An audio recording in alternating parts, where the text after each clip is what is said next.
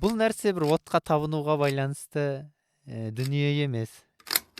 Тәңіршілдік бұл исламға дейін біздің бабаларымыз мынау бір көктің тәңір деп айтады ғой. Көктің бір қожайыны бар, иесі бар деген мағынада сыйынған.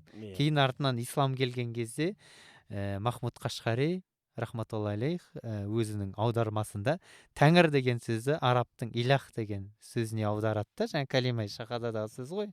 Содан бастап авам түркі, бүтін түркі ислам қабылдаған халық мына 12-13 ғасыр бойына тәңір деген сөзді илах деген сөзге аударма қылып қолданады. Ескі сеніммен айтпайды.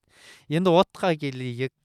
Жаңа шырақшылардың шырақ жағу немесе біздің жақта 40 күн бойы шырақ жағу деген мынандай. Біз енді тасауф ұстанған, сопылық ұстанған халықпыз ғой. Имам Ғазалилерде 40 күн мен Алла тағалаға зікір айтам, Юнус алейхиссалам құсап деп, жаңағы Юнус пайғамбар 40 күн жаңа зікірді айтты ғой.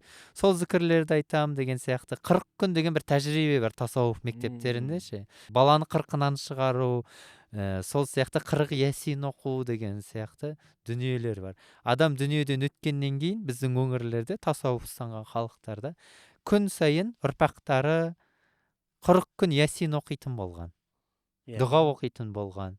Енді ол көбіне ақшам намазынан кейін оқиды. Бұл деген жаңағы періштелер ауысатын уақыт деген сияқты да. Сондай бір ақшам намазының өзінің берекеті болады ғой. Сонда айтамын да, ақшам намазынан кейін күн батады. Күн батқаннан кейін міндетті түрде Құран оқу керексің, ал адам дүниеден өтіп кетті деп, Құран оқайын десең көзің жанбайды ғой енді. Содан шырақ жағады. Сосын жаңа зираттарда да, кесенелерде шырақ жағу, ақшам намазы келген кезде шырақ жағып Құран оқудың белгісін көрсетеді дегендей да. Мысалы, Осман империясында Сұлтан Сәлимнің уақытында мешіттің мұнараларында қасиетті түндер келеді ғой. Қасиетті түндер келген кезде сол қасиетті түндер сүйіншілеп шырақ жағатын болған. Яғни атмосфера атмосфера беру үшін. Сонда сен Осман халифатын, Осман империясын отқа табынғандар деп айта алмайсың ғой.